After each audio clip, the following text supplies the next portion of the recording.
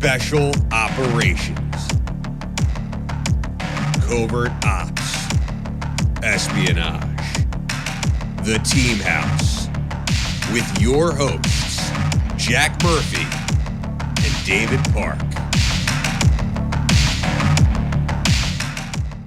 Hey everyone, welcome to episode 349 of The Team House. I'm Jack Murphy. On tonight with our guest, Trey Lindsey. Trey served in the Navy, first in law enforcement before he went over to SEAL Team 4 and then SEAL Team 6. Served on deployments around the world and now works as a training organization, a knife company, involved in law enforcement. And also he's the guy that I end up working for once or twice a year. So that's how we know each other. And just know him to be an all-around great guy. And we're really happy to have you here on the show today. I appreciate it, brother. Thanks again for having me on. Yeah, man. So start at the beginning. Tell us a little bit about how you grew up and how that took you towards the Navy. No, absolutely. So I grew up in a small town in rural northeast Missouri called Canton. It's about 2 hours north of St. Louis. And I joined the Navy 9 days out of high school. And people often ask me, like, hey, why did you, how long did you, before you wanted to become a SEAL or this and that, before you actually did it? And for me, I was 12 years old. I read the book Rogue Warrior by Richard Marcinko, the first commanding officer of SEAL Team 6, and I was hooked after that. So I read it in between the summer of my 6th and 7th grade years. And so, after that, that's all I wanted to do in my adult life growing up. So I joined the Navy 9 days out of high school, and then the rest is history at that point. Yeah, so you went in first, before special operations, you went as a Navy police officer. I mean, tell us about that. Yeah, so I wanted to be a SEAL, but I guess I always kind of joke now that my recruiter got me pretty good. So after 9/11, the mastered arm rate, the Navy cops, they were like a critical source rating. So I had to go to my first duty station for a year before I was able to screen for special programs. So, I mean, it all worked out in the end. And kind of like I'll cover later on in the podcast, just really how being a Navy cop, mastered arms, has helped me a lot with what I'm doing post-military life. I never dreamt it would actually come full circle the way it has, but it's funny how things just work themselves out like that. Well, tell us about what that, profession actually entailed that you did for a year before going to the teams. Yeah, so it was very heavy in physical security. So obviously, 9/11 had already happened. I joined in, 2002, right out of high school. So Afghanistan was already underway, but it wasn't. Iraq did not, the invasion of Iraq didn't happen until March of 2003. So little known fact, I think the majority of the initial shock and awe ordinance that was dropped during the initial push, initial invasion, actually came from one of the duty stations I was in physical security of, at the time in the Southwestern Pacific. So again, it was just kind of multiple shifts. We were pulling, constantly when they were bringing ordnance to the aircraft, or some of the aircraft up at the Air Force Base, but also on some of the carrier battle groups that were pulling into port. They would pretty much, have all these, weapon systems stockpiled, and they would take off from there. And then once the initial invasion happened, it was just a steady flow of that. So very heavy in physical security. Some, law enforcement aspect of things, you still have, things you're dealing with on base, but really was, a little different than your typical law enforcement job, in the civilian world that, the men and women, who are serving the communities or sworn to protect have to deal with. Yeah, I mean, it's super important stuff when you're talking about these huge ordnance facilities, and we're all aware now of some of these sabotage campaigns that are across Europe, and you get one bad actor in there and the whole thing goes up. Yeah, no, exactly. So yeah, very, very strategic, location. And so you get a taste for Navy life here, but your dream, since reading Rogue Warrior, is still the SEAL teams. Absolutely. Tell us about, getting into BUDS and kind of that experience. Yeah, so I was fortunate enough where I was at. There was actually a Naval Special Warfare unit located over there. So I was able to do all my screen, testing and a little bit of an interview. It really wasn't too terribly much of one to go to BUDS initially, but was able to get all my paperwork squared away, pass a PT test initially to get my package in. Then when I got orders, I did one more PT test 30 days prior to me transferring. So from there, that pretty much takes me to Coronado, California, in springtime of 2004.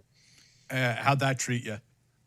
I mean, The Buds is definitely an experience where no one ever wants to relive it again. So, I mean, looking at it, as a whole, it's just completely overwhelming. But when I teach a lot of like the leadership and team building courses now, I talk about, just how to how do you eat an elephant one bite at a time. And I always like to use the Buds analogy. You pretty much take it one evolution at a time, make it to your next meal, and then just, keep, always put out, be a good teammate, and then just, never forget what the end state is, the end goal is. So yeah. I started with class 252, like I said, checked in May of 2004, was fortunate enough to make it straight through with that same class. So I got to, made through like airborne school, and we still went to the Army Airborne School, and then SQT, and I checked into SEAL Team 4 in the fall of 2005. So, okay, before we move on, favorite Bud story? Oh gosh. So yeah, so one of the with the leadership and team building stuff I'm doing now. So I had this acronym, I kind of, heard one evening when I was on third phase. It's called FITFO. It stands for figure it, you know what out, FITFO mentality. So, and the backstory of that is, so I was on watch, 20 years old, in third phase out at San Clemente Island. And looking back, I was such a dumbass at the time, such an immature kid still, even though it's, getting ready to graduate Buds. But anyway, so I'm on watch one evening on the quarterdeck when the class is, the rest of the class is asleep. I mean, we're only getting maybe 4, 5, 6 hours at the, very, very most. Most of the time, it's about 3 to 4 hours of sleep per night. And so anyway, I'm on watch, and I get a call from the instructor lounge, the quarterdeck area. The instructors had their own, barracks, berthing areas, where they're kind of a lounge area. They can kind of take a little break from the students when the work was over. And so anyway, I get a call, and it's the senior instructor. So again, he starts, kind of proceeding to give me like an order of like, hey, bring so many glasses of orange juice, so many glasses of cranberry juice, like ice. He starts having his whole grocery list of items he's wanting me to bring down there.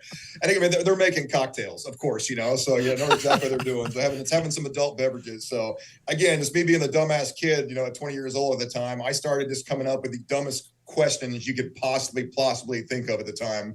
And it was one of the senior chiefs, the same rank I retired as. And so he was a senior instructor on the island at the time. And again, I started asking him, like, well, senior, like, where am I going to find those things at? I'm on watch. Should I have someone relieve me? And he stops me mid-sentence, and he says, hey, look, motherfucker, you better figure it the fuck out or else. And you best adopt that mindset if you want to have any success in this community whatsoever. Click. So again, in that moment, not want to be the reason the class was woken up and put in the surf zone for surf torture. We can talk about surf torture a little bit later, but what did I do in that moment? I figured it the fuck out real quick, let me tell you. So again, I was running around scrambling, trying to find stuff as fast as I could and get it over there. And so I finally got it all put together, ran it down to the instructor lounge, knocked on the door, stated my name and rank and what I was there for, and dropped it off. And he's like, get the fuck out of here, go back to the quarterdeck. So I ran back, and then enough said. But again, as funny as that story was at the time, looking back, still to this day, it was probably one of the biggest life lessons learned I have. It's basically the problem-solving mindset, like, figuring things out. So, and that was 100% true as far as you have to have the FITFO, the figure it the fuck out mentality to, have any success in the SEAL team, let alone just in life in general. I'm still using the FITFO mentality to this day as far as getting, getting keeping my training company up and running, getting our knife design company, up and get our initial release done, and also some of the collateral duties I have in the law enforcement world, get my Texas Commission on Law Enforcement license as well. So again, we could spend hours upon hours talking about Bud stories. That's probably one of my favorite ones, just as far as what still sticks to me to this day. One of the life lessons learned. I got to ask you, follow up. Where the hell did you find cranberry juice and orange juice and all this? A good place for it, probably the galley, the chow hall. Okay. So okay, a couple other things I had to go elsewhere to find it, but it was it was pretty. It was more streamlined than I originally was worried it was going to be. So. And then you mentioned surf torture. Mm-hmm. Yeah. So surf torture, all that is, it's just, it's a means where the instructors can take a little break and they just let the elements do the work, for the class as far as trying to get guys to quit. It's an evolution where you just lay in the Pacific Ocean off, the Buds Beach or wherever you're at, if you're out in San Clemente Island. And again, like, the water is never warm out there for folks that have been to Southern California. I was a summer hell week, so maybe it was a little bit warmer, but I think mid-60s was the warmest the water ever did get on us. So yeah, it's just just a time frame where the instructors can take a little break and just let the elements do the work and get guys to quit if they want to. Get that attrition rate down. Exactly. All right, so I won't make you tell Bud stories all night here, Trey. We'll have to do a separate one just for Bud stories. I got plenty of them. So I know. I feel like we all have more stories about selection than like Oliver Stone has about Vietnam. Yeah, no, exactly. So you check into SEAL Team 4. Tell us about that experience. Yeah, so it was a little bit different than what other brand new guys had experienced, just because SEAL Team 4 was deployed at the time. So as me and the rest of my classmates from Buds and SQT, I mean, there was literally like, I think 2 SEALs. There was like a chief, it was in like the Master at Arms shack, kind of doing administrative work, and there was maybe one other guy. So we got formed out to trade at the training detachment on the East Coast with the different cells. So I ended up going to the one of the assault cells, on CQB and also MOUNT, the military operations and urban terrain, SOUT, special operations and urban combat. So I got to do several trips with them there, seeing other SEAL platoons from other East Coast teams go through. So again, we obviously, when we got back to, we checked back in, to Team 4 after the guys got back from deployment. It was, the new guy games all over again at that point, like we figured it was going to be. But it was really interesting. I think overall, looking back, it was a good experience, just getting to know different guys from your team and being a kind of role players, OP4 for them, and just kind of actually doing some of the runs with them as well. So that really, at least for me, that definitely helped out, just kind of get a jump start on at least the assault CQB portion. Yeah, a little bit of OJT before you really started. Mm-hmm. No, exactly. So it was good. It was real good overall. So the guys come back, and at what point do you get put on a platoon? So almost immediately, we were pretty much, we're going to be slated. I knew I was going to a 3 troop in a Foxtrot platoon. So, Echo platoon. I ended up switching on my second go around, but so we knew what platoon, troop we were going to. It was called task units at the time. We it transferred over to troops right after that. But again, looking back, it was like the guys came back in for like late fall time frames. We had a couple months of kind of like the pro-dev professional development. We didn't have a whole lot going on, and after the first of the year, we started our ULT, our unit level training. So we were hitting the road early, of 2006.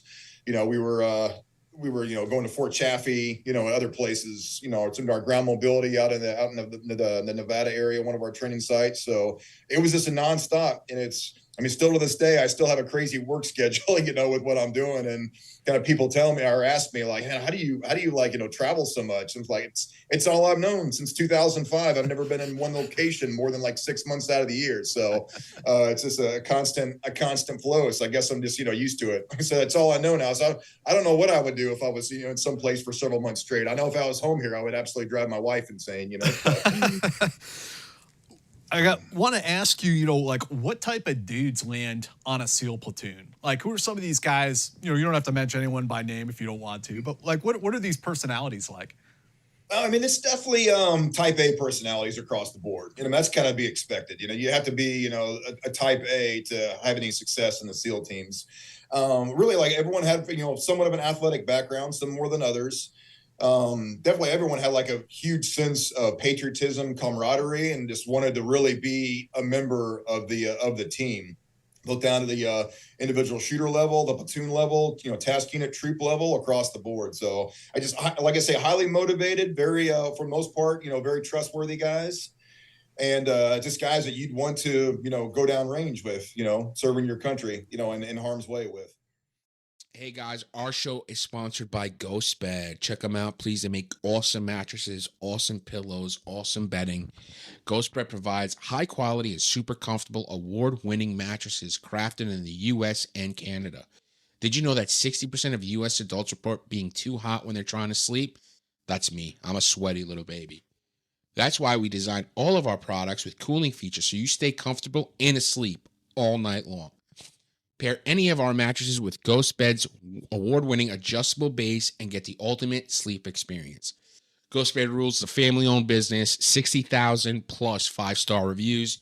They have sleep experts on staff with 20 plus years of experience. So if you have any questions, you can hit them up and ask them, maybe what kind of mattresses work for you. 20 plus year warranty. That's 2 times the industry standard. Free shipping and returns on mattresses. Most of the products ship out within 24 hours. They have in-house customer support and sleep experts chilling in Plantation, Florida. It rules. It's the best. They give you 101 nights risk-free to make sure that these beds are right for you. If you don't like it after 101 nights, you could send it back, full refund. When you purchase a GhostBed mattress, your comfort guaranteed. I'm reading it right now, and it's capital letters, guaranteed. Okay? They do the right thing, and they're a great company. If you're not sure which GhostBed's right for you, like I said before, you could take their mattress quiz online, or you can give a call to one of their sleep experts, and they'll help you with exactly what you possibly could need, what works for you and what doesn't. And the best news about this is, Team House listeners and viewers, you get an extra 10% off site-wide for a limited time. You just go to ghostbed.com/house and use the code HOUSE at checkout. One more time, that's ghostbed.com/house with the code HOUSE, HOUSE, at checkout for an extra 10% off site-wide. I want to thank GhostBed for their continued support. I want to thank all the fans that listen and watch for their continued support. Without you guys, we are nothing.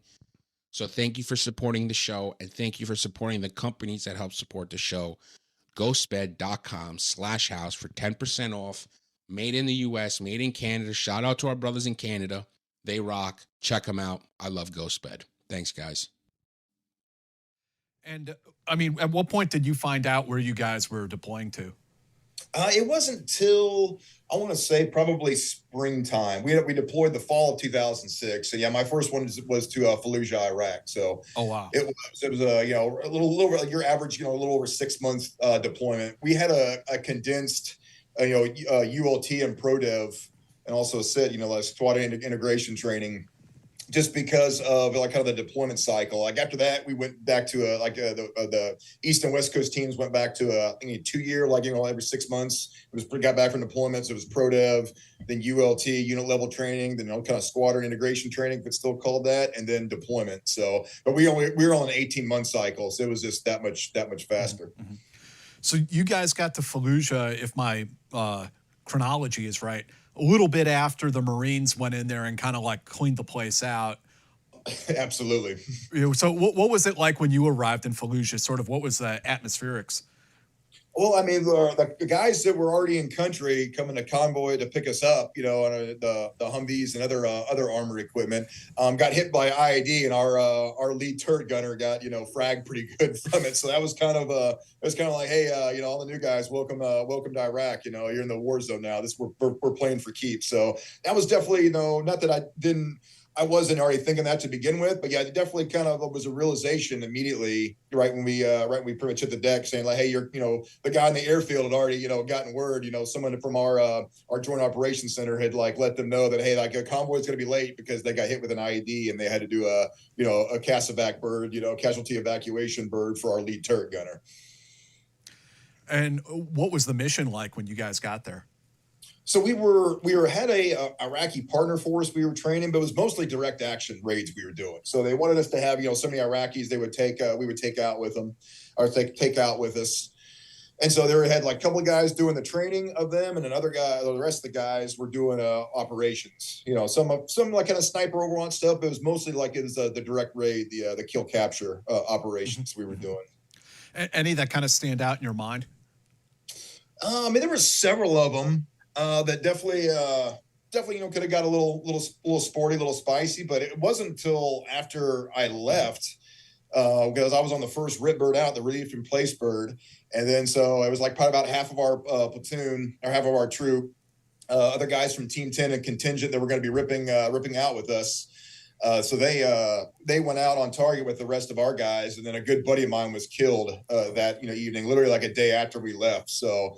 That one, I talk about that every so often a little bit. That one still kind of stings to this day, as far as because we hit just so many compounds over the course of that 6 months, and then sure enough, we lose a guy in one of the last ops, of the deployment, let alone with not even like, almost half the guys being gone, not there for it either. So, kind of looking back, I say if I could have, I've told this story before as well. If I could have one redo in my entire career, I would go back and ask not to be on, the first Ripbird flight out. Because again, I totally understand like my leadership's point of view. Because I would definitely I wanted to stay, but I was going to be going to sniper school, within less than a month of getting back, and then straight into lead breacher, explosive breaching school. So my professional development, I was going to be gone for a good portion of it. So, ended up, taking, being, my first deployment with a busy pro dev, being one of the first guys that had rip out, which again, it was about half of us. But if I could have, if I could have one redo over again, I would turn back time and make sure I was on that op for when everything went down.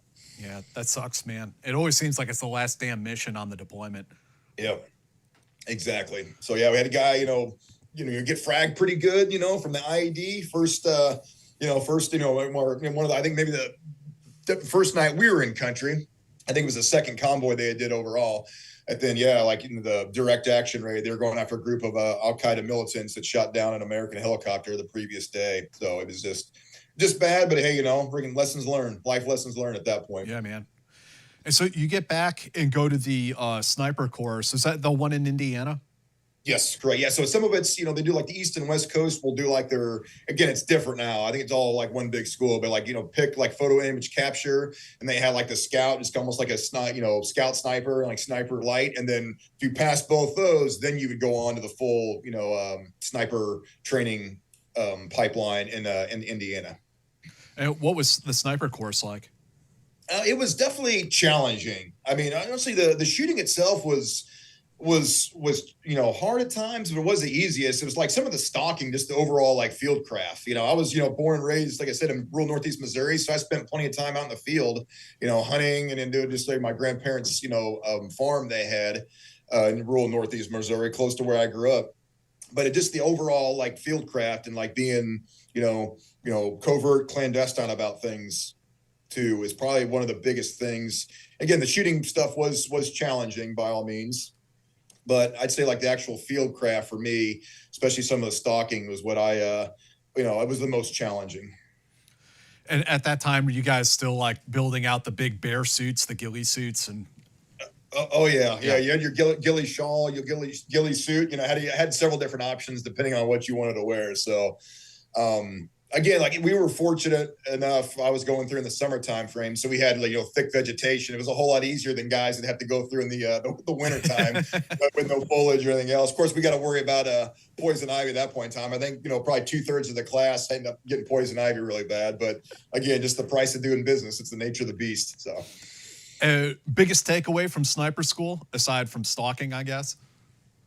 Tactical patience. Yeah. Definitely you will learn tactical patience there, in an extreme way. So you're in your, doing your stalk, you're in your hide site, you're just waiting for that right moment to, when you need to execute, when you need to do an engagement. So I'd say, definitely tactical patience was the overall biggest lessons learned and theme from going to sniper school. And then I think you mentioned, was there a master breacher course? Yeah, so I went to like lead breacher course after that. Okay. Again, like guys were saying, like, hey, some of the older guys, that make no sense, because usually like the snipers were doing their own thing, breachers would do their own thing. But again, I was just kind of dual trained where I could be the lead breacher on an op, or I could, be the sniper role doing the sniper overwatch, or some of the kind of like longer containment, operations we would do. Mm-hmm. How'd you like the breacher course? It was fun. I mean, explosives are always fun, no matter what. So again, really, I like the breaching aspect is the problem solving, because again, just you truly learn to kind of really like be able to like read the door when you like to, you do like your, calculation of what's charge, or charges you need ahead of time, have a, your specific, SOPs for one. And sometimes a little bit of a, little bit of leeway on what exactly you could use. So it was definitely kind of the ultimate, problem solving in the moment. Figuring out which charge you use, how much explosive net weight you need to have, and then even what type of explosives, and kind of going from there, just using your tradecraft, when you're out on operations. At this point in time, I guess we're still in like 2006, 2007, around then. Was the training starting to move more towards like urban environment to sort of simulate the environment you guys were going into, or were you still like trying to blow down trees to build an abattis and that kind of thing? It was definitely heavy in the urban aspect of things, but we still never went away from the fieldcraft, aspect as well, though. Especially what happened in a summer of 2005 in Afghanistan with the lone survivor incident with the Operation Red Wings on that one. So again, always lessons learned on that one, because we were doing a lot of direct action raids in more built up areas, but we still could find ourselves out in a rural environment, or even a rural into an urban environment, and getting an engagement there. So definitely had to be proficient in all aspects of the operation you could come across. So you're moving along at a pretty steady clip here as a young SEAL, going from doing your first platoon, sniper, breacher, and then going back to your platoon and going through the whole train up cycle again. Yeah, correct. And then actually I did an augment with SEAL Team 8 as well. To Iraq for a little bit. We were doing some of the counter-raiding insurgency stuff, back during that time frame. So, ended up doing a little bit of an augment with them. It was a good experience, and then deployed again the fall of 2008 to back to Iraq, and it was different troop than what I was assigned to initially. But there was like a contingent of guys from our troop that were going to go augment the guys of their troop, and then our troop was in kind of doing the UCOM deployment. So that was actually, it all worked out. It would have been nice to stay longer in the war zone to get more experience, but being able to do some of the stuff throughout Europe and really kind of get ready for our selection course for the command coming up. I started in 2009. So tell us a little bit about the counter Iran mission, because that's an interesting one. So obviously Al Qaeda of Iraq, they were the big ones they were going after, but you had such a negative Iranian influence, especially some of the areas where we were working around, like the eastern side of Iraq, and also even Baghdad itself. So I know a lot of guys who did operations in Sadr City. It was pretty much the slums of Baghdad. A lot of guys that did any work around Baghdad are familiar with Sadr City. So and it was some of the the explosives that they were coming up with, the Iranians were coming up with, specifically designed to defeat some of our armor systems. So we were on hot and heavy, doing the counter Iranian insurgency mission. So you guys were trying to disrupt the IED networks? Yes, that was the biggest thing. We got up a lot of the financiers, some the senior leaders. But again, it's just the more operations we would do, it's pretty crazy to see just how some of these senior leaders, the counter Iranian or the Iranian insurgency were tied in with the current government in Iraq. Yeah. It was definitely a sticky situation all around, depending on what part of the country you're in. Yeah, how did the politics interfere with your operation? Sort of the local politics. Did they try to shut down some of these missions, or did you run into that? They tried to a little bit, but it seemed like we were insulated from a lot of that aspect of things, just because it was so important at the time. And Iraq had already been kind of spiraling out of control for a while, from probably 2005 on, and didn't even if you want to call it stabilized, it didn't stabilize till 2010, 2011, and then obviously during the troop withdrawal, the whole world saw that under the current administration at the time, when they were going to pull everyone out, and then little ISIS just came in there and started wrecking shop, and then sure enough, contingent of special operations were right back in there, saving what was left of Iraq at the time. So. And then you mentioned going over to European Command. Mm-hmm. What were you guys up to over there? So we were doing a lot of just training operations more than anything. It's bilateral exchanges, other I can't remember some of the acronyms, but it was basically working with our NATO allies over there. I went to Poland for a solid month, worked with the Polish Grom, awesome dudes, and I went to Estonia for 3 weeks after that, within a matter of a couple of days. So again, really good experience. And you always have your embassy evacuation that could come up, you could do out of there among other operations, but really you're more than anything focusing on training. And then for me, just getting, making sure I was in good shape and right, mindset, getting ready to start the selection process for the command coming up. Yeah, what was it like working with some of the NATO partners? Grom is known to be very professional. The Baltic states also are known to be pretty hardcore.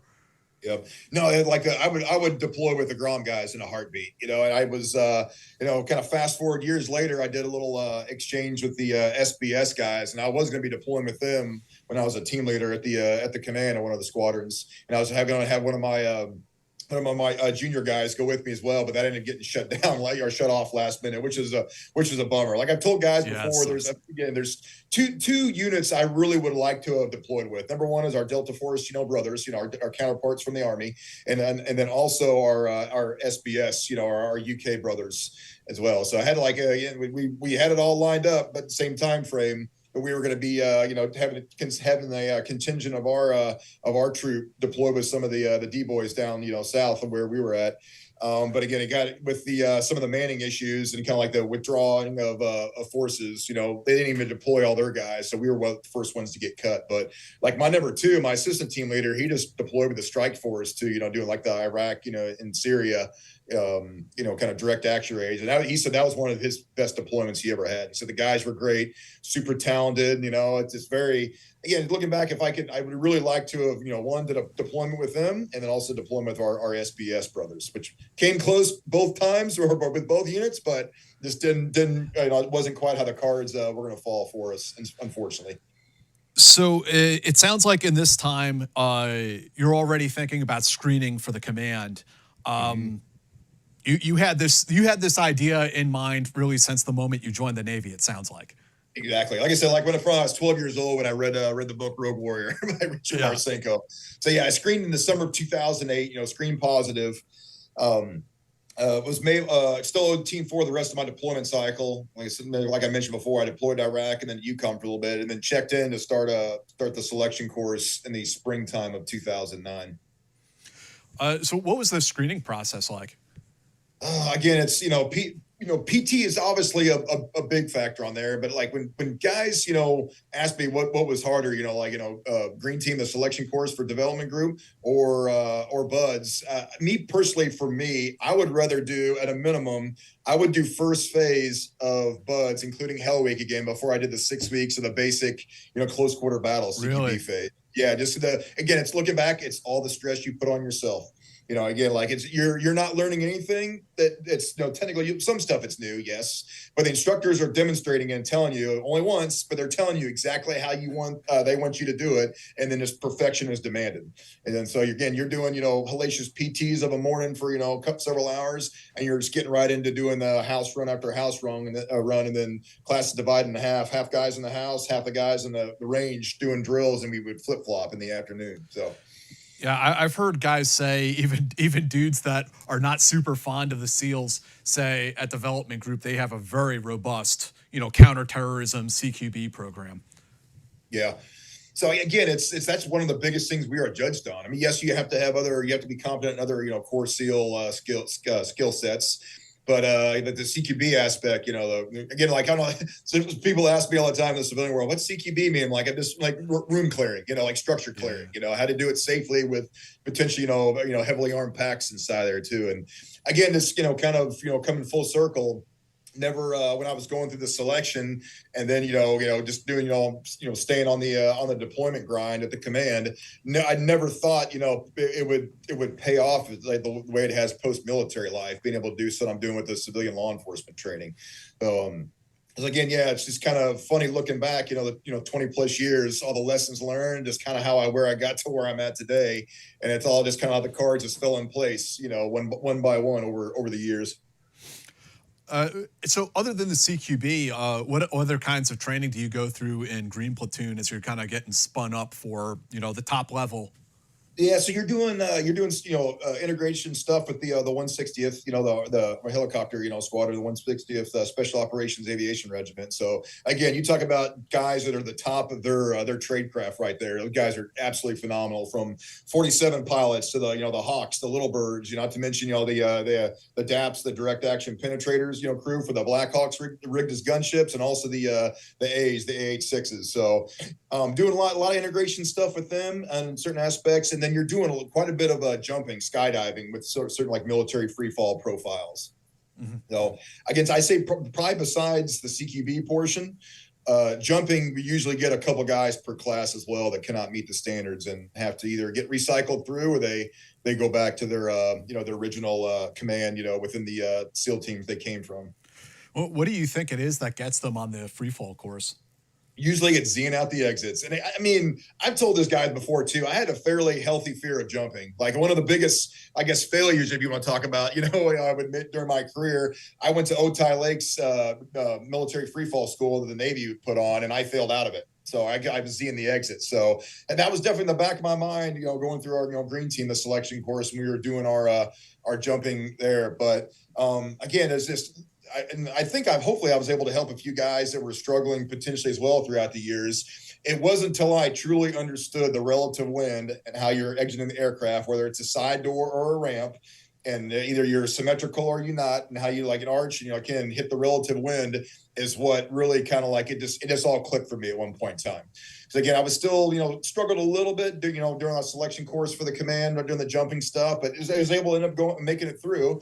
But it wasn't until I got to the squadron and started doing a lot of jumping to where I was like, okay, it's all starting to make sense now as well. And even more so when I went to like free fall jump master school, it definitely kind of like tied everything in together with me. And so when I was getting ready to turn over my team with the incoming team leader, actually one of my guys, was really awesome dude. I had a lot of respect for him, but I kind of recommended that to him because he was proficient at jumping, but you can just tell he just was not as confident as I would like to see him, and be. And then, so I kind of suggested that to him, say, hey man, I would really go, recommend you go through military, the free fall JM at some point in time, jump master school, the command puts on, just because I think it will help tie things in a lot, better for you. And you'll just be more confident at jumping. And he's like, and the only reason why I notice, I don't think you have, as much confidence as you could have, because I was you about, 6-7 years prior to that. So hopefully I was a semi-positive influence on him as far as that aspect. And after getting through all this training, you sign into the command. Now you're in the big leagues, man. What's it like making that jump from a SEAL team to development group? And so people ask me that a lot, like, what's the difference? It's SEAL Team 4 versus, like Team 5, or even, obviously the command, DEVGRU, SEAL Team 6. So I would say this. So if you have, 2 or 3 platoons deployment cycles underneath your belt, and the, the East and West Coast SEAL teams, or SDV Team 1, SEAL Delivery Vehicle Team 1, you're considered like a very experienced guy. Whereas, again, I did my 2 platoons, started the selection process going through green team. And then I get to, squadron, I spent the majority of my career at over there. And I was a brand new guy again. It's just like literally I was like the least experienced. So I think it's overall the experience level, just the mission set itself, and just really like for the selection process, green team, it's just perfection is demanded, and they have so many, sets of eyes watching you. Like you really can't get away with a whole lot, especially early on doing some of the initial weed out phase of things. So I'd say just it's like when I was having my interview board, when I did like my screener initially to try to get orders to go to green team, go through the command selection process. I kind of like on my interview paper, like I said, like, hey, like, why you want to come to command? I'm like, it's the natural progression for strong operators. So you kind of just keep going up in that trajectory. So again, like quite a few guys I know on the East and West Coast teams definitely kind of plateaued out a little bit. They had the talent level. They definitely could have went to the command and been very successful over there. So again, it's just, it's just one big competition as far as, the trajectory up as far as experience level goes. And again, it's just, you're one of the tier 1 units, you're going to be getting the call when things really, when shit really hits the fan, or some of the higher profile operations happen. And so what's it like? I mean, you've partially answered this, I think, but already like what's it like getting to a squadron? And again, I imagine all of these guys are A-type personalities, like they're super dialed in, super intense all the time.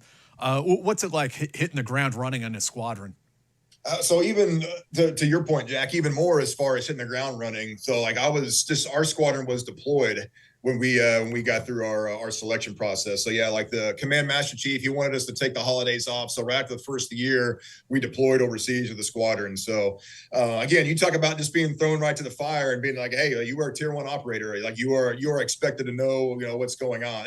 So it's definitely, a lot of things we've, covered some in green team, but not to the extent with the high level of training. And again, just talk about the experience level, from like, the troop chief, the team leaders on down. It's just like, I've told so many people this before too, like looking back, it took me a couple years to get removed, kind of in the civilian world, and kind of looking back, and like the talent level that place possesses is unreal. Everything from like the operators, the leadership, the, even like the supporting assets, all the different various departments, like everyone at that place, at that command is truly at the tip of the spear, at the top of their game in all facets. So if you're not, if you can't pull your weight, you have to move on. So. All right. So tell us about gearing up for that first deployment. Oh gosh. Again, we went through, the selection process and through and had a little time, for the holidays. And then it was, I think the second, no, it was, I guess it was a couple days after the first where, we caught a rotator bird and I'm over there and flew over and joined our squadron. So it was, kind of what we were kind of talked about, where we were told, what was going to be expected of us and everything else. So it was quite the experience, I mean, it definitely, you talk about just, walking in someplace where you are just, you feel so small, even though you just went through one of, considered one of the hardest selection, courses in the U.S. military, you still feel like you don't know anything, when you're there, just because of the talent level of guys that you're working with. And I mean, it's again, the big jump from the SEAL teams to development group is that now you guys are charged with going after like nation level HVTs as opposed to like, these are the bad guys in town. Yeah, I say like a lot of like the national, being like one of the national mission forces, it ups the game that much. And also the scrutiny that comes with it as well.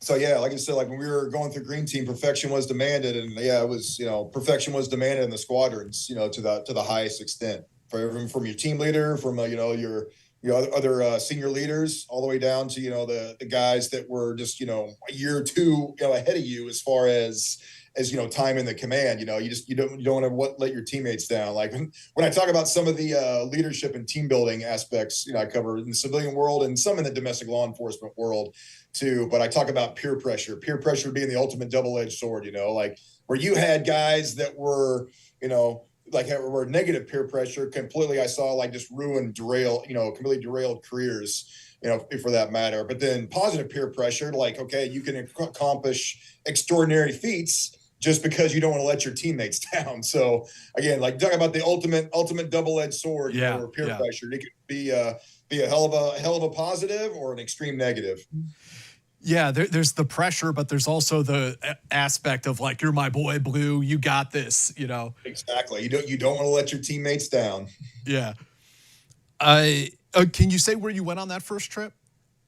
It was East Afghanistan. It was one of the strike forces over there. So with the squadron I was in. Cool. And from that time frame, like now that you're in the big leagues, any missions that kind of like jump out at you that were interesting or noteworthy? Yeah, so we did several deployments to Afghanistan that were always could be spicy at a moment's notice.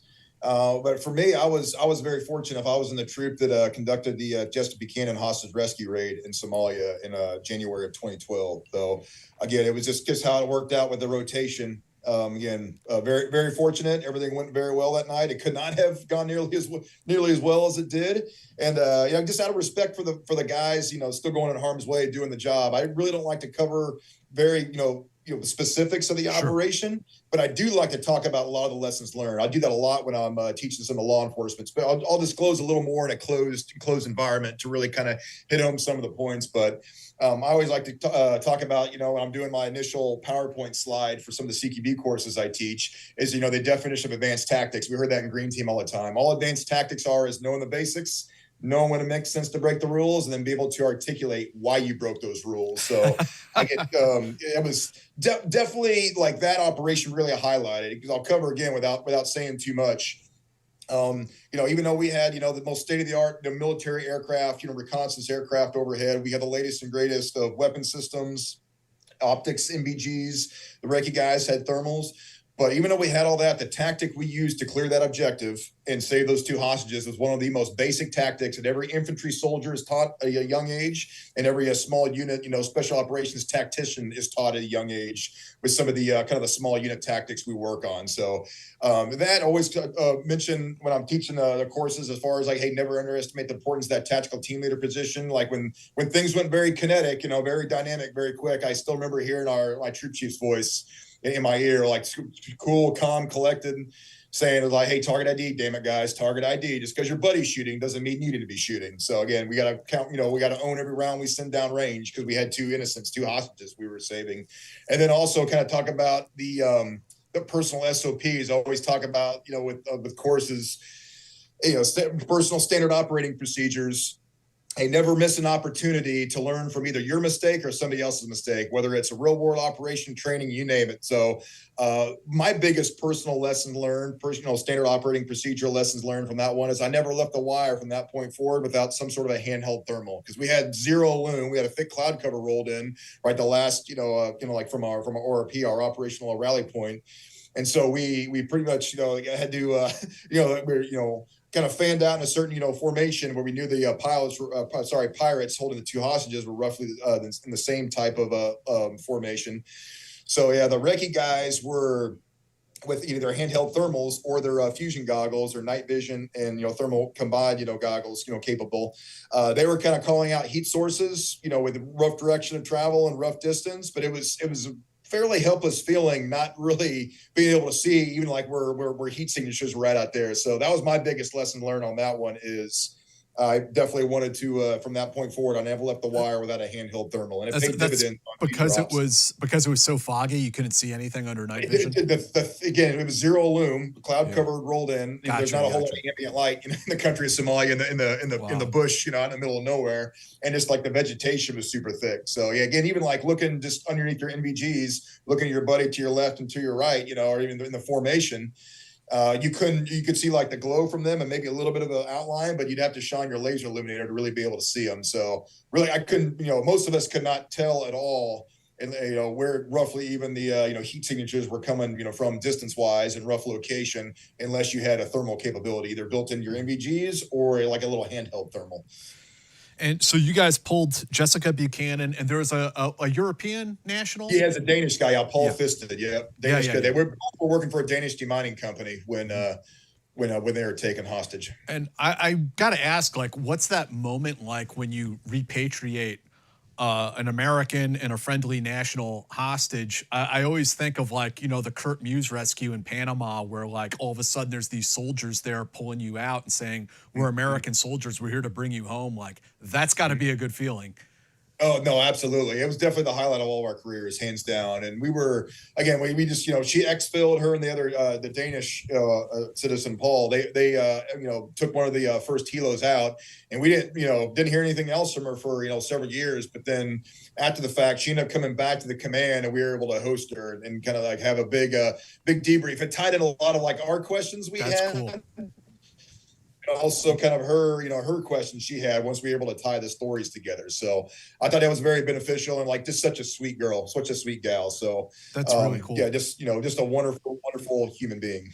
And I bet it also offered some closure to that event for everyone involved.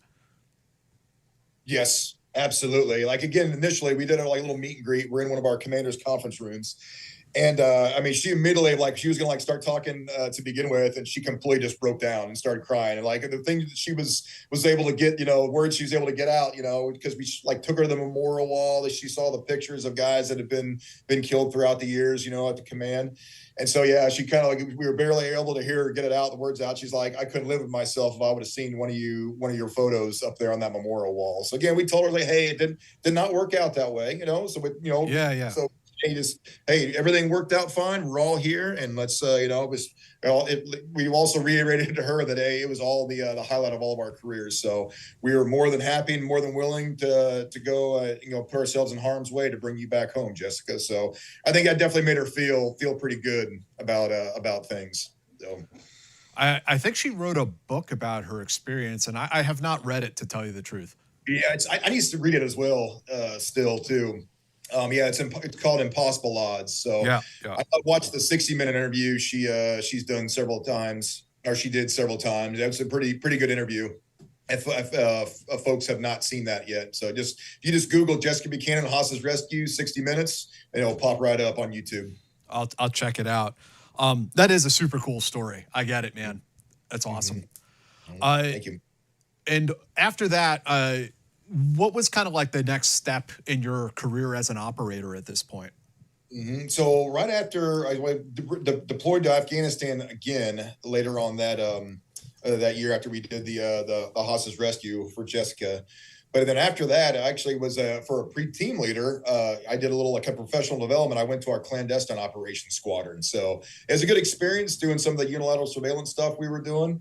Then went back to the squadron I was a member of before and did my rotations as assistant team leader and team leader. And then I finished my career off back at our clandestine operations squadron. So again, I'm looking back, I really cannot, really can't ask for too much more as far as just being able to just getting the various experience I've had too. Because again, talking about everything, how it's all comes full circle. The several of the from our clandestine operations squadron, I do quite a bit of like surveillance training for domestic law enforcement. So again, between like the tactical training, shooting, some of the like kind of small unit, small team, tactics courses, and also the surveillance, it keeps the schedule pretty full. And one of the gals is one of our female operators at in our clandestine operations squadron is a good friend of mine, Jacki. She runs Athena Defense Group. We team up a lot to host and put on some of these surveillance for domestic law enforcement blocks. So again, I know initially like Jacki was going to try. I thought Jacki and I were going to be co-located. We're going to be able to both hop on here together, but I completely got my dates mixed up. And she's back in California, but we are going to be linking up again coming up in the Denver area here in July for several weeks for some training we're putting on. So yeah, definitely recommend for guys to go check out Athena Defense Group on Instagram. And then she's got a website that's, pretty well put together too. So she's an awesome gal. When we're doing our introductions, I always bring it up. I kind of say my piece as far as background is, and I said, hey, I don't want to steal Jacki's thunder, but who in here has seen the Lioness series? And usually about half to 2/3 of the class, attending raises, their hand. I was like, okay, like Jacki is your real life version of the Lioness. She was in one of 3 programs that series was written and based off of. So that always gets guys' attention right away, when they're like, oh gosh, yeah, this gal here's the real deal. So. Just Jacki's an awesome gal, and it's a pleasure to work. And it was good to work with her while we were on active duty together, and it's just as good, if not better, working in the civilian world together. Yeah, put us in touch, and I would be more than happy to have Jacki on this show one day. Okay, absolutely. Yeah, I highly recommend it. Yeah, Jacki is awesome. We'll square that away. I always joke with guys as well. So for kind of compare Jacki, again being a female in like pretty much a man's world, she's definitely an alpha all in herself. But as far as trustworthy and a team player she is. So I always can make the comparison, when your small, tight knit group of friends. I use that movie The Town with Ben Affleck and Jeremy Renner when when Ben Affleck goes into the place they're staying at and talks with Jeremy Renner's character, and he's just like, hey man, like I need your help. You can't ask any questions. We're gonna hurt some people. And he says, your car or mine, or whose car are we taking? That Jacki's in that same category. And I was like, Jacki, I need your help. We got to go do some stuff. It's a little bit questionable. And she would be like, all right, we taking your truck or mine, Trey. So she's definitely in the club. She's definitely a sister within the brotherhood. That is for sure. So you said you did a time as assistant team leader and then team leader? Yeah. So in the squadron, I spent, not quite a decade in overall. So, again, being an assistant team leader after being out of the loop for a little bit in our clandestine operations squadron, it was fairly easy to come back. And it just how funny how things work out, like I keep mentioning. So that when I came back, the assault squadrons were actually taking over some of the unilateral surveillance mission that our clandestine operations squadron had been doing. So my troop was designated as the sensitive activities, support activities, clandestine, capable assault troop. So I was able to help out a lot, with some of the transition, just coming from that world, and then deploying to the same spot, that with my assault squadron that I just deployed the previous cycle with our clandestine operations squadron. That's a lot of capability in one troop, isn't it? To have guys that can free fall in and clear an airplane if need be, but also can do all of this sort of clandestine surveillance work. Yeah. So I won't mention his name just because he likes to keep a very low profile with some of the stuff he's still doing post-military life. But one of the most well-respected operators, at least in my time I was there, said it pretty good one time. He was a team leader in one of the squadrons, and went to our clandestine operations squadron, and went back as a troop chief for that same assault squadron, and finished his career retired out of the clandestine operations squadron. But usually the guys, they would say like, oh, it's an SA, it's a unilateral surveillance troop, sensitive activities troop. But then he's just like, no, it's an assault troop with a sensitive activities capability. Like there's a difference, Right. So it's pretty much all encompassing. So definitely a little bit different than just a quote unquote sensitive activities troop. So no, it's an assault troop with sensitive activities capabilities. Yeah. And it's also interesting to have like the sort of continuum of targeting kind of encompassed in one organization like that you guys can probably do the intelligence gathering, the mission planning, and then the execution of the mission itself if you were called upon to do that. Yep. So yeah, we like the kind of the find, fix, finish, exploit, analyze, and even some of the deployment cycles before that, and we were doing some like the remote outstations with some of our interagency counterparts as well, doing like an assistant team leader, and then also the team leader during those rotations where you're the senior military guy on the ground on some of these operations as the team leader. And really, from like the whole aspect as far as professional development, you couldn't ask for anything more because you understood like the targeting aspect of things, how you actually, target packages even get brought up, from like intel reports to various locations, various even assets, if you will, both, technical, physical, human intelligence, you name it. But you really learn the whole targeting process from like, okay, we have a bad individual we're going after. Okay, we start to build a pattern of life on him, and then from there, package, the concept of operations goes up, and you're doing all that, as the guys are helping you with it. Your intel analyst plays a very big role, and other specialized positions within the small team you're working with. But you talk about like the ultimate professional development. You understand the whole process pretty damn good, or you have to understand it, or you're not ever going to get out the door to go to the ops if you know how the process works. So. And then becoming a team leader, what's that experience like? You're in charge, right? Yeah, no, definitely the highlight of my career, overall. So I was in our troop chief position for our clandestine operations squadron for a bit as well too.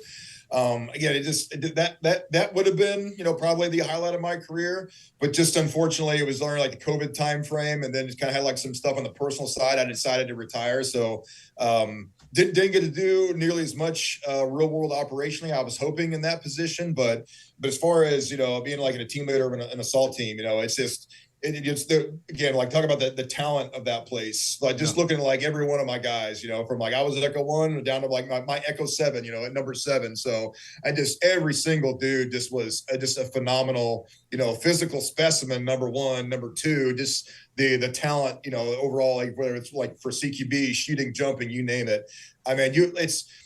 They say, team leaders should only have to make, at the command, like slight course corrections here and there, and that's 100% was my case as well.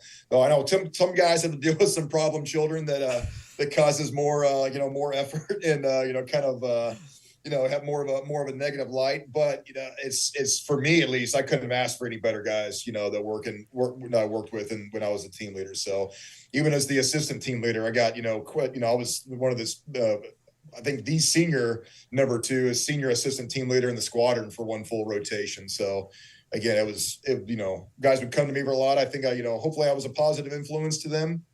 And, again, it's just, I still to this day, just blows me away, just the talent of that place. still, yeah. I was fortunate enough to this past January, one of the cities I'm in quite a bit. My old squadron was doing an urban training event there, and I got to see a lot of guys that were my new guys when I was assistant team leader and team leader, that they are now team leaders or assistant team leaders running the show. So that was just phenomenal to see. So. And so you finished your career in the clandestine squadron. I know that stuff's like pretty hush, but what are you allowed to say about that? It was our biggest mission set, depending on where we were at, was like being able to unilaterally conduct surveillance, whether it's physical, technical, using other assets, other electronic means. That was the biggest thing that our troops specifically, and there was other troops that have other mission sets I won't go into, but for ours specifically, it was the ability to basically, target, underneath the, kind of a, the cover of something, other completely like non action arm type of a military, element operation, where everyone referred to as. But it was really just like the fine fix aspect of things is what we really concentrated on. Yeah. And then talk to us a little bit about retirement. Like, you must have had some moment in your career of like surrealism, that you went from being the 12-year-old kid reading Rogue Warrior to being a team leader and then, Master Chief, Troop Chief. Pretty wild experience. How did retirement take place for you? When did that moment come where you're like, you know what, I'm ready to move on? Yeah, well, I was a senior chief at the time. It was actually, we were doing a big surveillance block, but without going into any like actual specifics, I just got to the point where I was on the fence. Hey, like I really need to figure out, hey, am I going to be retiring? Because I was coming up on, I was less than inside of the year from hitting the 20-year mark. I was like 19 years and change. And it was actually, where we live out now, majority of the time in Dallas, Texas. We were on a work trip out there, of all places. And it just kind of like, all came to me, at once. I told my wife, I was just like, hey, I know you said I had to get there on my own whenever I was going to, retire or what. I just got there. So, like after that trip, when I came back, the following week, I put in my retirement paperwork, and then still had the position for like several more months, just while they were doing some manning, shuffling around and everything else. But I was starting my prep to retire at that point. And it was a long process. So I'm sure you saw it as well too, where you're, separating out, retiring for everybody. It is definitely not an overnight. You're not just giving your 2 weeks notice and then walking out the door like you are in the civilian world potentially. So, but yeah, once I got there, I was so ready. I could have walked out that day, honestly. So, like I said, a hell of a ride, looking back. Wouldn't trade my experiences for anything, but they say when you're done, and you'll know when you're done. So I've had several buddies since then, getting ready to retire, or, getting ready, kind of like on short final. They said like, dude, we didn't realize what you were saying, initially when you said like, hey, when you're done, you're done. But like we definitely do now. So I hopefully I give them some good advice during their transition period. It's really important, isn't it, to like know when you hit that point, to like be able to identify that. Because again, like there's definitely guys that I still have crazy amount of respect for that were really burnt out. They should have retired years earlier, but they're just like to kind of. No, I wouldn't say you can never get comfortable at that place, but at the same time, I think guys were just they were at a point where like, okay, I can pretty much hit the cruise control and like kind of ride this for a little bit longer, even though I'm they're not really all that happy. They're ready to move on, but they're just. Again, I wouldn't use the word afraid, but I think there's just a lot of apprehension with guys getting out, sure. Or when they get out, especially when they have 20 plus years in. And who the hell wants to say, I don't want to be on the team anymore? I mean, exactly. The pinnacle of your point career. where you lose that fire in the gut, which that was really for me. I was just like, hey man, like the juice is no longer worth the squeeze. I feel like I was going 120 miles an hour my entire career. And I'm just kind of like, when I got to that point, I was like, no, I think I'm good. I think I'm ready to move on and try something else in life. That's cool. So you retire, and tell us about post-military life. I mean, kind of what are those first couple of years like after retirement? Yeah, so I retired officially on October 1st of 2022, but I've said this before when folks have asked, and I'll say it again, like from my experience, when I'm talking to a lot of other guys, I think my transition, the last, X amount of months I was in, and then transition in the civilian world was one of the smoothest and easiest I possibly could have had. Again, again, I was fortunate enough to do quite a few urban training events where we would be hosted by, local, state, and federal law enforcement teams throughout the area. So we'd always would try to give back, either host them at the command, they'd come out and train, or even on location, we would provide, training for them depending on what they want to work on, whether it's shooting, CQB, you name it. So I kind of had been putting out a little bit of feelers, months prior to when I was going to be dropping my, had to make the decision. And again, just happened to be in Dallas when I finally, made that decision. And one of the good buddy of mine, he's working for Garland PD. He's one of the SWAT lieutenant over SWAT, and also he's the current president of the Texas Tactical Police Officers Association. I told him I was going to be dropping my retirement paperwork when I got back. I was ready to move on. The first thing he said to me, he's like, "Hey man, let me know when you want to start teaching for us. We'll get you on the books as soon as you're ready." So I was able to, again, I pretty much started I'd already had the idea for my company, the name, everything else I wanted to be doing. When I was doing my undergraduate, program for my online degree with entrepreneurship through American Military University, but really wasn't going to obviously, launch it until I knew okay, this is how much time I have left in the military and going from there. So I, submitted in Texas my articles of formation, literally I think a day or two after I got my retirement paperwork approved back from Big Navy. So I knew this is going to be my last day, and I really didn't do a whole lot with it for several months, but is after, I want to say April, May-ish timeframe of 2022, I put in for the outside employment through the command, So again, if you're on, just burning terminal leave, there's still some employment restrictions where you're able to do quite a bit of stuff. You just have to ask permission for it ahead of time. So I was able to actually start working for myself and my company, just burning excess terminal leave. I didn't do the skill bridge, none of the transition programs. Once I had all my VA stuff squared away and everything else, I even starting to working for myself even before I had my retirement ceremony, had that in June of 2022. And then literally just burning, the excess leave I had at that point in time, just coming a little bit here and there in between work trips I had lined up. So many people told me, hey, it's a big change. You did, over 20 years in the military, right out of high school. You need to take some time off, 6 months to a year, maybe do a little work here and there, and really kind of figure out what you want to do. Yeah, I didn't listen to any of that shit. So I literally got my retirement. I took my wife into the command for one last time on September 30th of 2022. Got her dependent, retiree ID. I had to get rid out of several programs in the clandestine operations squadron I was in, and then turned in my access badge, got my DD-214, and then went and got my military retiree ID at that point.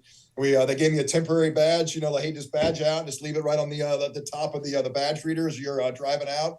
Did that, and literally 3 days later, I'd already had it lined up. I did a 3-week work trip, not 72 hours after I officially retired. So I went out to Denver, did some training out there for a week, and then went to Dallas-Fort Worth for a week, and then down to Houston for a week. Sorry, not Houston, San Antonio. I'd already done a Houston trip previous to that. So yeah, again, I totally understand. I totally get why some folks want to do 6 months, a year, sabbatical, hiatus.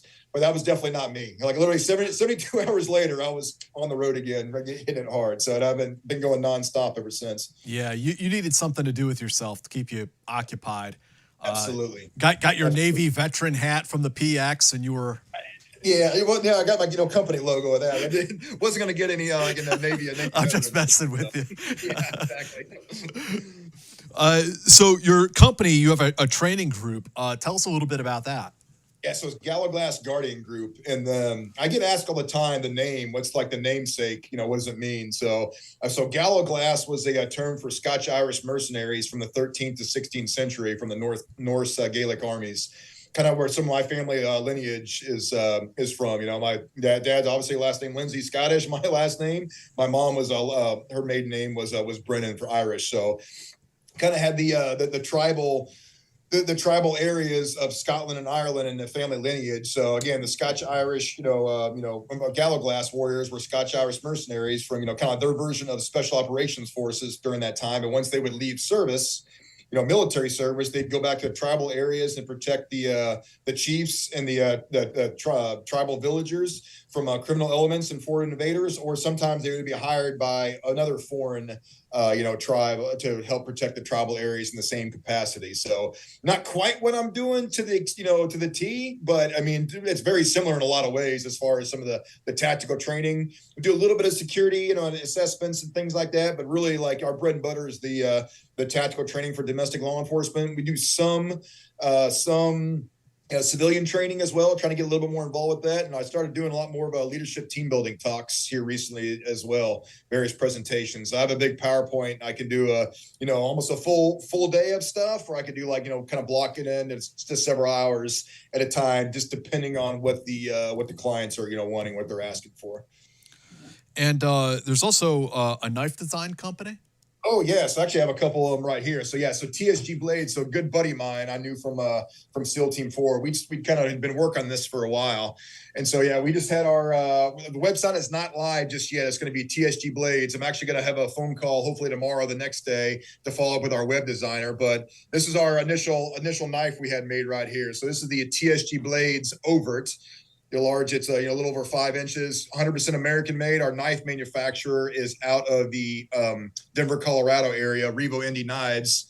And so it's got the Uniclip sheath, whole Kydex, thing else. So that one, and then we have the TSG Blades Covert. That's the smaller one. So this one has not been officially released yet, but the other one is going to be hopefully released on the website here very soon. I have some of them I've been selling in person. That's awesome, man. Yeah, they look great. Yeah, and then for the third one, again, this is literally just a prototype. Our knife manufacturer made after we designed. This could be a folder, basically the size of this TSG Blades, the Covert. This is going to be the clandestine in a folder. So that's awesome. Again, it's a 3D printed prototype, but we're going to be hopefully starting to take orders for those very soon as well. Cool, man. And then let's also talk a little bit about some of the other stuff that you've gotten into. Like there's a bit of like your police law enforcement work that you're getting into. And then, I mean, there's also how we met doing some security work.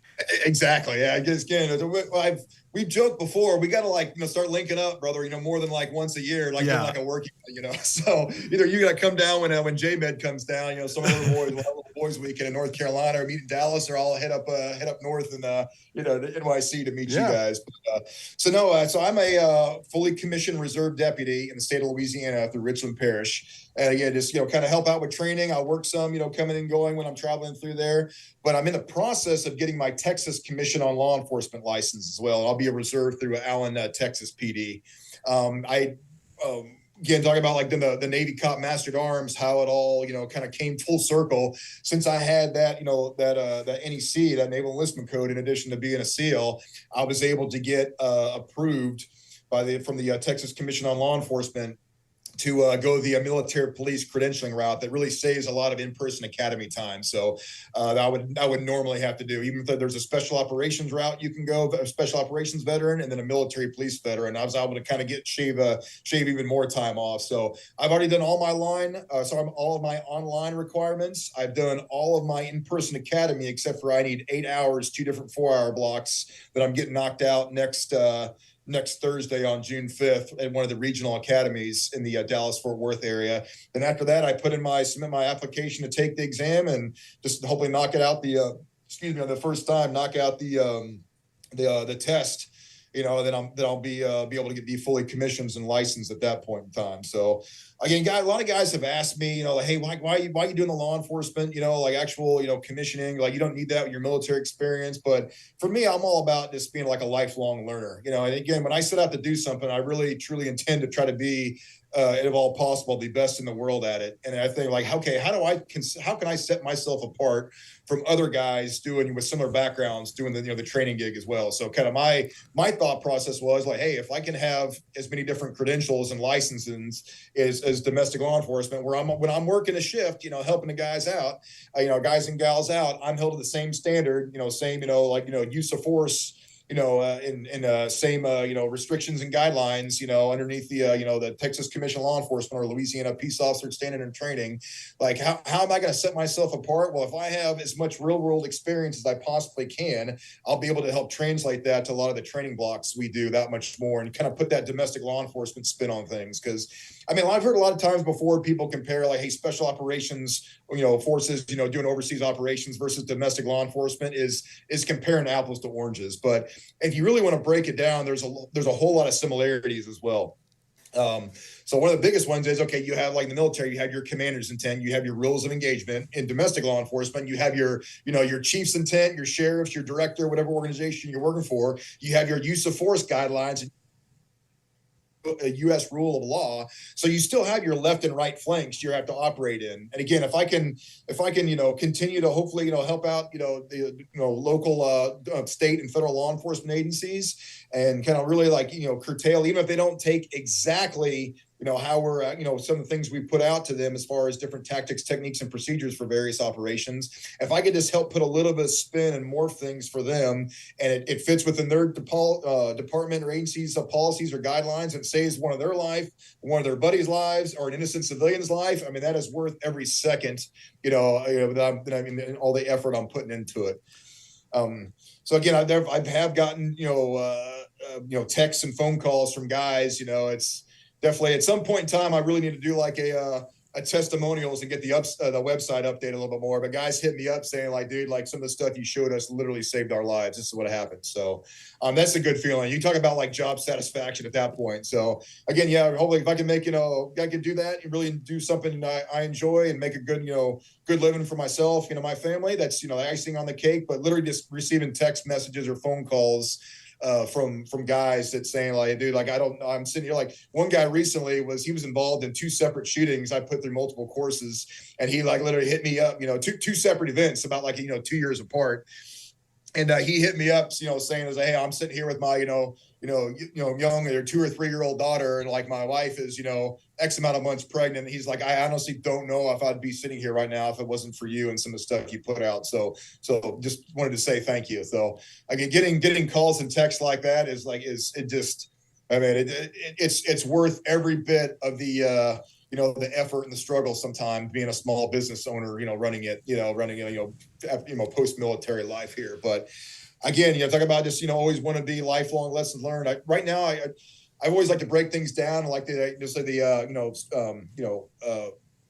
tactical, operational, and strategic, levels of things. Right now, I'm really concentrating more on the tactical, like the boots on the ground, the end user, getting a little bit of, like, operational stuff when you have multiple, units, interagencies, working together in a mutual aid capacity. But when you want to start bringing or talking about the strategic level things, those are your policymakers, and whether it be, like, state or federal, congressional members helping get legislation, across, or even, like, senior leaders from, your various agencies, like your chiefs, sheriffs, directors, folks that are really, like, affecting policy and writing policy. So I would like to get to the point where I have enough experience across the board where I can really start hopefully affecting at the strategic level as well. And, like, really help kind of set some policies to where it would keep officers and the general public, safe. That's really what it's all about. It's all about safety of the general public and safety for the officers doing the dangerous job.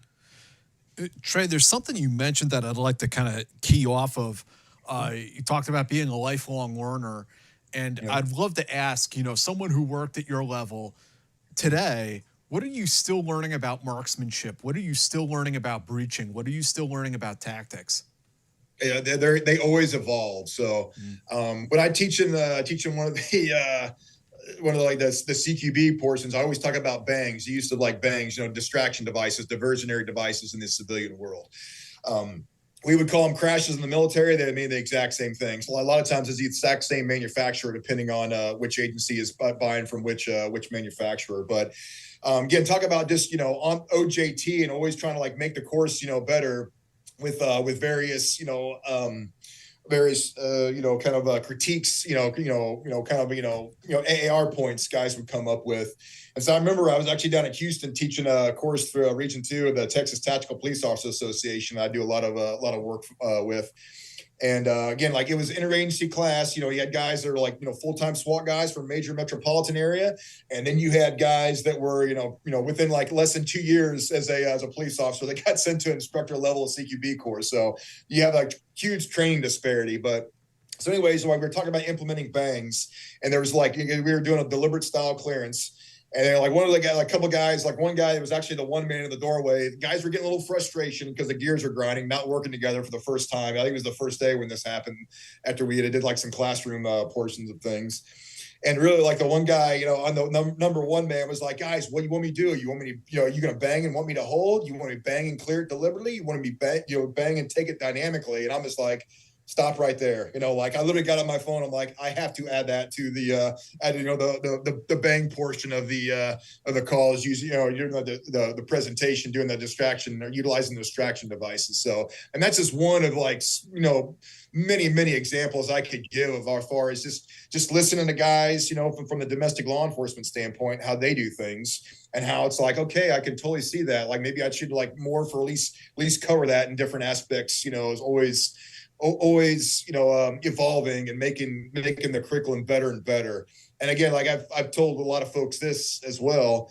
I'm over the mindset of everything I teach, everything I put out in a domestic law enforcement training course, I need to be able to prepare myself and be able to be accountable if things do not go right. Even if the officers did everything correctly, they do not go right. I could get called to the carpet and get on the witness stand, and I have to justify why I, put, the certain training objectives in the curriculum, why I was covering that. That's why I'm so big. It was a lot of work, leading up to it. But a couple of years ago, the Texas state legislature changed the kind of rules for some of the reporting requirements for training, where before it said like if the course got audited, you had to provide a lesson plan with like the different training objectives and curriculum ahead of time and also the skills test. Then they changed it. I want to say it was September of 23. They changed it to where like you had to have one on file ahead of time. So again, it was a lot of extra work for me when I had, work in between work trips. So I was back here getting some family time in North Carolina, but it really forced me to start making some of these, Texas Commission on Law Enforcement template, lesson plans where it's like, it's CQB, surveillance, shooting, like a lot of night vision work I do as well. And so I've always passed those off if guys want them, like the training coordinator will get a copy of it for the reporting standards. But there's even other states, I kind of had sent that to guys and, when I've done courses through them or with them. And they've actually been able to take it and morph it to their state standards. And like, it's like the lesson they can make their own lesson plan on file at that point. Too. So that's definitely a benefit, and it just kind of has that little bit of extra backing to know that like, hey, a state governing body is right. Tracking and approved through a training coordinator that you are actually going by the lesson plan. And whenever I do, hopefully I get my test knocked out for my Texas Commission on Law Enforcement license, and I get commissioned with Alan. One of the first courses I'm going to go to is the 40-hour TCOL, Texas Commission on Law Enforcement instructor training block. So, because after that, I'll be able to I have my own control number if I'm not mistaken, and I can actually bottom line like lesson plans instead of always having to run through, like training coordinators for a certain department. So still a little bit more I got to figure out on that as far as if I still need to run it through a department itself. I think that might be the case, but I just would be able to take a lot of load off of the training coordinators having that qual in addition to my TCOL, like general peace officer's license. Trey, this has been a pretty wild ride, man. Thank you for sharing your story with us. And is there anything we haven't gotten to, anything I haven't asked that you'd really like to talk about? Yeah, I mean, I think we covered the majority of it. So I mentioned the TTPOA, the Texas Tactical Police Officers Association, a lot. I do some stuff with the NTOA, the National Tactical Officers Association. Not as much, but I'm going to be presenting at their conference again this year when we're going to have it in the end of August in the DC area. So looking forward to that. I'll probably do maybe like onesies, twosies courses with them. There's several other state law enforcement, nonprofit organizations that I we hopefully get more work with, like the H2A, the Heartland Tactical Officers Association in the Kansas City area. That's another one I've been working on hot and heavy. I gotta get some stuff, scheduled through them. So That, and then would like to talk just a little bit about, a nonprofit I'm partnered with, the Do a Little Good Foundation. They the Dallas Fort Worth area. So I mean, even though they're based out of there, they kind of sponsor training and other stuff. I mean, if you can look on their website, it's DALG.org, to Do a Little Good Foundation. You Google that, the website will pop up. But no, a buddy of mine started that years ago as the founder and executive director. Russ Spears is his name, and he's just one of the most phenomenal human beings that I've ever met in my entire life. He's a former Navy veteran himself, and then really he has several different aspects, different like mission focuses, where one is like, training domestic law enforcement. Two is kind of helping with, veteran entrepreneurship programs. And three, it's like a canine, or like a service animal for kids that have, been like in abusive homes and things like that. I know there's other stuff he's getting involved with as well. And again, if you just go on their website and look, and they just have some phenomenal programs. So definitely want to get them some more visibility here this evening as well. We'll have links down in the description, and I think we also have a couple viewer questions for you, Trey. Okay. This is from Corbin. How often did FITFO apply to CQB? Okay. FITFO applies to all aspects of life, let me tell you. But no, a lot of it is just, I like to say, like, hey, a quick decision, like a basic tactic, executed quickly is usually better than an advanced tactic executed slowly or poorly. So again, like you talk about just, playing pickup basketball, fill and flow, read and react, it all means the same thing. You have to have a lot of the figure it the fuck out mentality as you go. You still obviously want to have your SOPs, and you want to abide by them, so you're not, breaking the rules. Like I talked about before, the definition of advanced tactics, just knowing the basics, knowing when it makes sense to break the rules, and then be able to articulate why you broke those rules is all advanced tactics are. From CB, what's your opinion on the MP7? I've heard comments from other tier 1 guys that it's not liked and used as much at all. Yeah, it was not. I mean, I had one for years. I carried it on a few ops, but there's just, you heard horror stories from guys that, some guys had good success when they had to use it, other guys did not. And it's the round itself. I think it could have been a little bit more, efficient, but if like some of like the actual bullet designs, and grains would have been a little bit different. But again, like this, it's such a small market. Like kind of talking with some of the ammunition manufacturers, are like, when we try to get additional rounds with heavier grain bullets for that, it's like, guys, man, there's only 2 units out there that's really using it. It's not worth our time for we'd have to invest. So again, it was super lightweight. It was freaking so much fun to shoot. I'll give it that. But again, like I only carried it, a handful of times when I was doing some of the Overwatch type missions where I had like a long gun on my back. I wanted to try to be as light as I possibly could be. So again, it's just some guys liked it, but the majority of guys just weren't super, big fans of it. So I think some better options now, even though it's the pistol caliber versions, but like the MPX, I have one of those through SIG. Love that thing. The Nemo Arms Mongoose that just came out and just got released. Good buddy of mine. We were at the command together for quite a bit. He works for Nemo Arms. So just I haven't had a chance to shoot that yet, but just feeling it, hands on. Like I would carry one of those before I carried an MP7 for sure, overseas or even domestically. One more. What was your favorite rifle or gun while you were in the teams? Yeah, so my H&K 416 will always be near and dear to my heart, just because never let me down when I needed it to. Or I was hoping it did not let me down, I should say. We got the Noveskis, I think in what year was it? 2017. I was still in our assault squadron, so got the Noveskis. Those were definitely, a good upgrade.